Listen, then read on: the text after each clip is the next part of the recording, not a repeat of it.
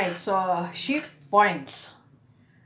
Shift your thinking, change your life. Alright? So, it's very clear.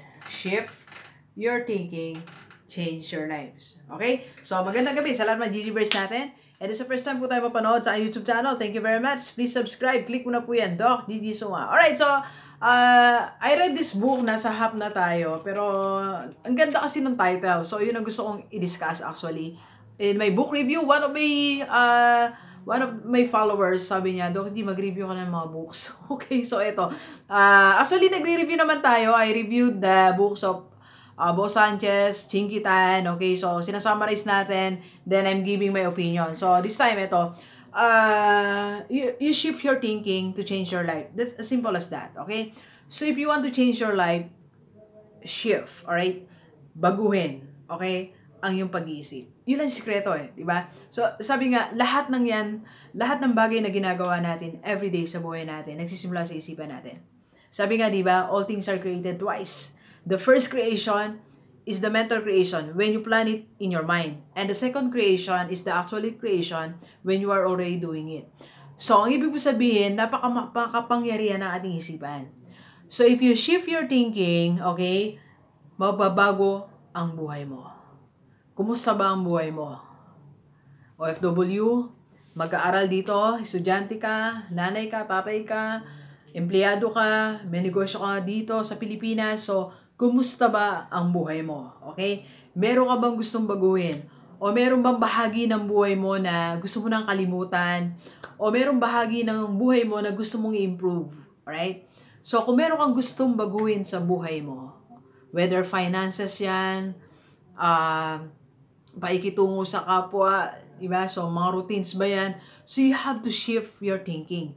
Thinking ang sinabi. It's your mind.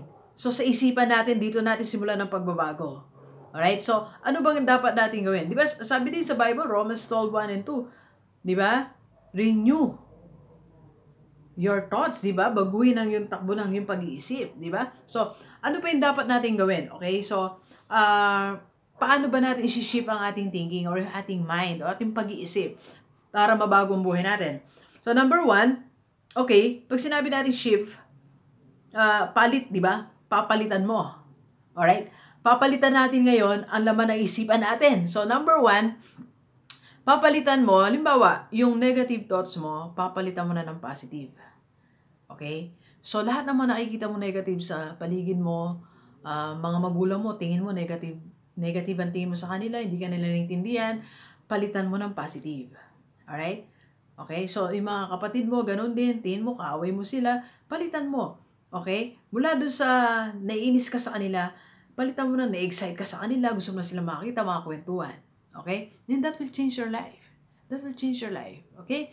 So, kung naman ikaw yung nag-aaral, estudyante ka, nahirapan ka sa subject, ang unang tingin mo pala sa research. Ang hirap na, di ba? By the way, I'm teaching research sa school namin. Ang dami talaga ng estudyante nahihirapan sa research. Sabi ko nga, kasi kaya kayo nahihirapan sa research, inisip nyo na agad na nahihirapan kayo, di ba?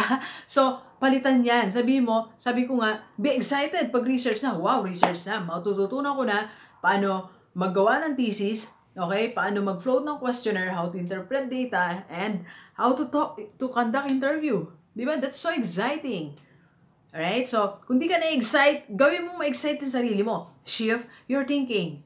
Palitan pag-iisip mo mula sa negative to positive. And that will change your life. That will change your grade. Kasi na-excite ka na gumagawa ka na, di ba? Alright? So, what else? So, yung paningin mo sa buhay mo na, okay na akong ganito. Basta may pera kami, okay na kami. Shift your thinking. Palitan mo yan. Hindi porke okay kayo, okay na yung buhay mo na yan. Because sabi ko nga, there's more. There's more outside your room. There's more outside your house. Ang tayo pong dapat i-enjoy. Kaya hindi masama na one day mangarap ka naman na maging mayaman ka. Shift your thinking.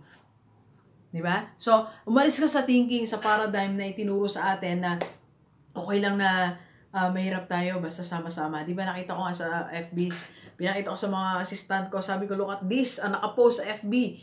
Hindi baling, walang pera, basta masaya.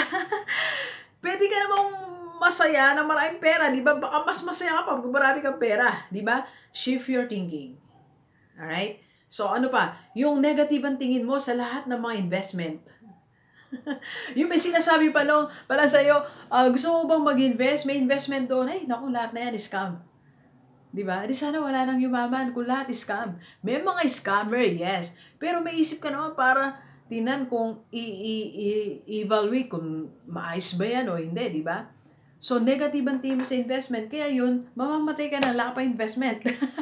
Di ba? So, shift your thinking. Gawin mo, ma-excite ka sa investment. O, paano ko ba matututunan yan? Anong investment may fit sa akin, di ba? What else?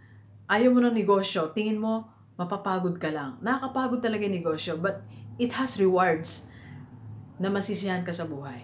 Alright? So, delivers ang sinasabi ko po sa inyo ngayong gabi. Okay? Hating gabi. Hindi pa naman pa hating gabi, pero marami pa tayong gagawin ngayon. Okay?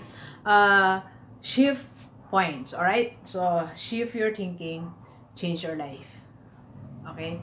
So, ito yung papalitan mo yung iniisip mo para mabago ang buhay natin. Dito magsisimula. Sa isip mo, pag pinalitan mo yung takbo ng isip mo, papalitan mo na yung actions mo. At pag binago mo yung actions mo, mababago yung mga habits mo. Okay? At pag nabago yung mga habits mo, mababago ang buhay mo. Kasi, sa halip na nainis ka, halimbawa, balikan natin example ko sa research. Sa halip na nainis ka, hindi ka papasok. Pero dahil positive na team mo ngayon, maga, ang papasok, gagawa ka ng output mo, okay? Gaganda ang grade mo. That will change your life. Alright? So, doon naman sa finances natin, pag binago mo isip mo about investment, naging open-minded ka, sabi nga nila, okay? So, winelcome mo na lahat ng mga taong nagdi-discuss sa'yo about investment, business, savings, open na isipan mo, what will happen to you? One day, mag-invest ka na rin, and that will change your life. Diba? So, shift your thinking, shift points, alright? Para mabago ang buhay mo. And if you need someone para ma-coach ka, I'm a success coach, so I'll help you para mag-start, mabago ang ating isipan, para mabago ang ating buhay. So, I'll help you about study habits, how to start your own investment, savings, small business, home-based business. Matutulungan ko kayo. Okay? So, please call me 0939-5254-311. Thank you very much, Delivers. Enjoy the rest of the day, and let's go, let's go.